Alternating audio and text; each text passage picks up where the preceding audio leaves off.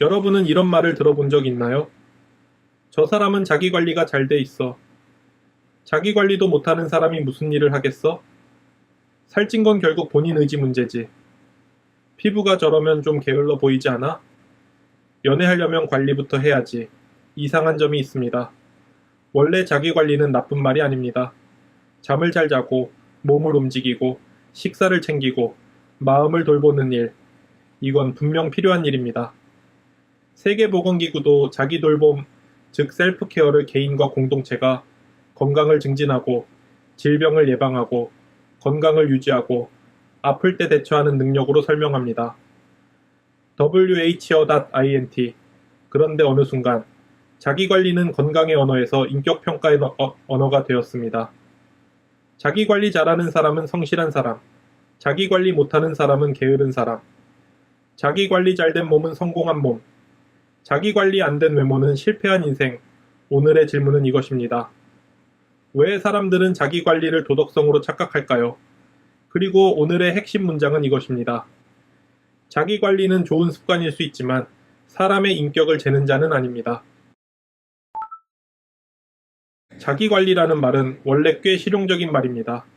피곤하면 쉬는 것, 아프면 병원에 가는 것, 스트레스를 받으면 조절하는 것, 먹는 것, 자는 것, 운동하는 것, 일하는 리듬을 돌보는 것.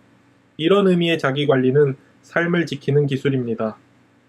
문제는 현대사회가 이 말을 조금씩 바꿔버렸다는 데 있습니다. 이제 자기관리는 단순히 나를 돌보는 일이 아닙니다. 남에게 평가받을 수 있는 상태로 나를 정돈하는 일이 되었습니다. 피부가 깨끗해야 한다. 몸이 날씬해야 한다. 옷차림이 깔끔해야 한다. 머리가 단정해야 한다. 표정이 밝아야 한다. SNS에 올릴 수 있는 삶이어야 한다. 그러면 사회는 말합니다. 저 사람은 자기관리가 된다. 반대로 피부가 뒤집어지고, 살이 찌고, 피곤해 보이고, 옷차림이 흐트러지고, 표정이 어두우면 이렇게 말합니다. 관리 안 하나? 여기서 중요한 변화가 일어납니다. 몸과 외모의 상태가 어느 순간 삶의 컨디션이 아니라 인격의 증거처럼 읽히는 것입니다. 잠을 못 잔 사람은 피곤한 사람이 아니라 흐트러진 사람처럼 보이고, 살이 찐 사람은 여러 이유가 있을 수 있는데도 의지가 약한 사람처럼 보이고, 피부가 안 좋은 사람은 아픈 사람일 수 있는데도 청결하지 않은 사람처럼 보입니다. 자기관리라는 말은 이렇게 바뀝니다. 너 자신을 돌봐라에서 너 자신을 증명해라로. 자기관리 담론이 강한 사회에는 공통점이 있습니다. 건강을 이야기하는 척하지만 실제로는 도덕을 이야기합니다. 예를 들어 누군가 살이 쪘다고 해봅시다. 건강의 언어라면 이렇게 물어야 합니다. 수면은 괜찮은가? 스트레스는 어떤가? 호르몬이나 약물 영향은 없는가? 노동시간은 어떤가? 먹을 수 있는 음식 환경은 어떤가? 우울이나 불안은 없는가? 그런데 도덕의 언어는 훨씬 빠릅니다. 덜 먹고 운동하면 되잖아. 자기 관리를 못하네. 게으른 거지. 이 말은 단순해서 편합니다. 복잡한 구조를 볼 필요가 없기 때문입니다. 하지만 사람의 몸은 그렇게 단순하지 않습니다. 체중과 건강은 개인의 선택뿐 아니라 유전, 환경, 사회경제적 조건, 심리적 요인과 얽혀 있습니다. 국제비만 낙인 합의문도 체중이 주로 자기절제 부족이나 개인 책임 때문이라는 통념은 과학적 근거와 맞지 않으며 낙인이 신체적 심리적 해를 만들고 의료 접근까지 방해할 수 있다고 지적합니다. 네이처.com.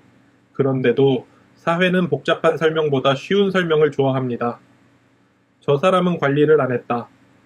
이 한 문장에는 묘한 쾌감이 있습니다. 나는 관리하는 사람이고 저 사람은 관리하지 못한 사람이라는 구분이 생기기 때문입니다. 그 순간 자기 관리는 건강이 아니라 우월감의 언어가 됩니다. 이 문제는 한국과 일본 같은 사회에서 특히 강하게 느껴질 때가 많습니다. 물론 한국인과 일본인이 모두 같다는 뜻은 아닙니다. 하지만 한국과 일본의 도시 경쟁 사회에는 비슷한 압력이 있습니다. 튀지 않아야 한다. 단정해야 한다. 민폐를 주지 않아야 한다.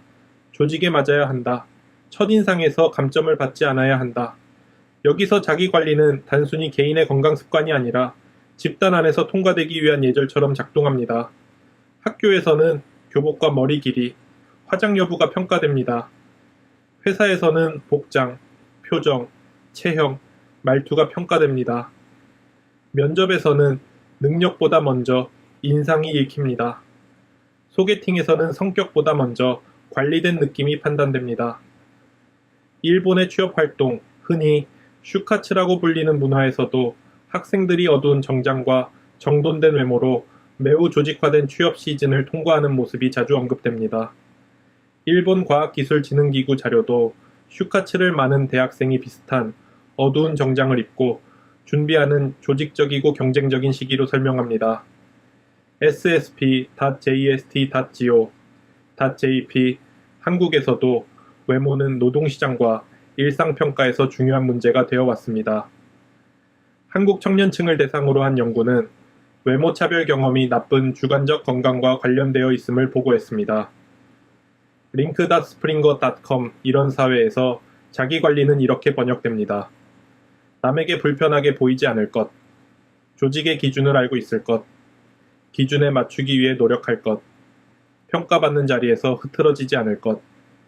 그래서 자기관리를 못했다는 말은 단순히 건강을 덜 챙겼다가 아닙니다. 그 말은 때로 이렇게 들립니다. 사회적 감각이 없다. 성실하지 않다. 기본이 안 되어 있다. 남의 시선을 모른다. 경쟁할 준비가 안 됐다. 이것이 자기관리 담론이 무서운 이유입니다. 몸을 말하는 척하지만 사실은 사람의 사회성을 평가합니다.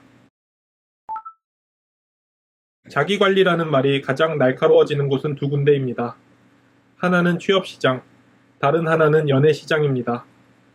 취업시장에서 자기관리는 프로페셔널함으로 포장됩니다. 깔끔한 머리, 정돈된 피부, 적당한 체형, 단정한 복장, 밝은 표정, 피곤해 보이지 않는 얼굴. 물론 직장에서 기본적인 위생과 복장은 필요합니다. 문제는 여기서 한 걸음 더 나아가 외모가 능력처럼 읽힌다는 점입니다. 인상이 좋다. 관리된 사람 같다. 자기 통제가 되는 사람 같다. 고객 앞에 세워도 괜찮겠다. 이런 말들은 겉으로는 칭찬이지만 반대로 말하면 특정 외모에서 벗어난 사람은 능력을 증명하기도 전에 감점을 받을 수 있다는 뜻입니다. 연애시장에서도 비슷합니다. 관리하는 사람을 만나야 한다. 자기 관리 안 하는 사람은 매력이 없다. 연애하려면 최소한 관리는 해야지. 여기서 자기 관리는 건강이 아니라 사랑받을 자격처럼 변합니다.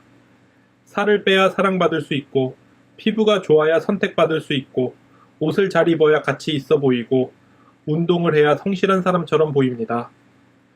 한국 여성의 신체 이미지와 외모 관리 연구를 검토한 논문은 한국 사회에서 미디어, 사회적 관계, 타인의 시선, 커리어와 결혼에서의 이점 등이 이상적 외모 기준을 추구하게 만드는 요인으로 작동한다고 설명합니다. researchgate.net 이 말은 곧 외모 관리가 단순한 취향이 아니라 생존 전략이 될 수 있다는 뜻입니다. 취업에서 떨어지지 않기 위해, 연애 시장에서 배제되지 않기 위해, 회사에서 만만해 보이지 않기 위해, SNS에서 조롱당하지 않기 위해, 사람들은 자신을 돌보는 것이 아니라 자신을 검열하기 시작합니다. SNS 이전에도 외모 평가는 있었습니다. 하지만 SNS는 자기 관리를 완전히 다른 차원으로 끌어올렸습니다. 이제 몸은 사적인 것이 아닙니다. 피부도 사적인 것이 아닙니다. 운동도, 식단도, 아침 루틴도, 물 마시는 습관도, 침대 정리도 콘텐츠가 됩니다. 갓생 루틴, 출근 전 5시 운동, 일주일 식단 공개, 붓기 빼는 법, 자기관리 끝판왕, 관리하는 사람들의 공통점, 이런 콘텐츠를 보면은 자극을 받을 수도 있습니다. 문제는 자극이 쉽게 수치심으로 바뀐다는 점입니다. 나는 왜 못하지? 나는 왜 이렇게 흐트러졌지? 나는 왜 저 사람처럼 살지 못하지? SNS는 비교를 일상으로 만듭니다. 온라인 사회 비교와 신체 이미지에 관한 2025년 메타 분석은 사회 미디어에서 비교 성향이 높을수록 신체 이미지, 우려와 섭식장애 증상이 높고 긍정적 신체 이미지는 낮아지는 관련을 보였다고 보고했습니다. sciencedirect.com 여기서 자기관리 콘텐츠의 특징은 결과만 보여준다는 것입니다.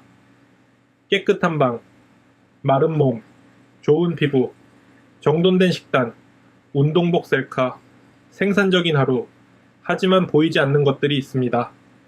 그 사람의 돈, 시간, 직업, 주거 환경, 가족 지원, 건강 상태, 수면 리듬, 정신적 여유, 촬영을 위해 편집된 장면, 그런 맥락은 사라지고 화면에는 결론만 남습니다. 나는 해냈다. 너는 왜 못하니? 물론 실제로 그렇게 말하지는 않습니다. 하지만 알고리즘은 그렇게 느끼게 만듭니다. 자기관리가 도덕이 되면은 세 가지 문제가 생깁니다. 첫째, 사람을 쉽게 판단하게 됩니다. 몸이 크면 게으르다. 피부가 안 좋으면 청결하지 않다. 옷차림이 흐트러지면 무책임하다. 운동을 안 하면 의지가 없다. SNS에 관리된 삶이 없으면 실패했다. 하지만 우리는 타인의 몸 뒤에 있는 삶을 모릅니다. 둘째, 구조의 문제를 개인 탓으로 돌립니다. 긴 노동시간, 낮은 임금, 불안정한 주거, 돌봄 노동, 스트레스, 의료 접근성, 정신건강 문제는 모두 자기관리에 영향을 줍니다.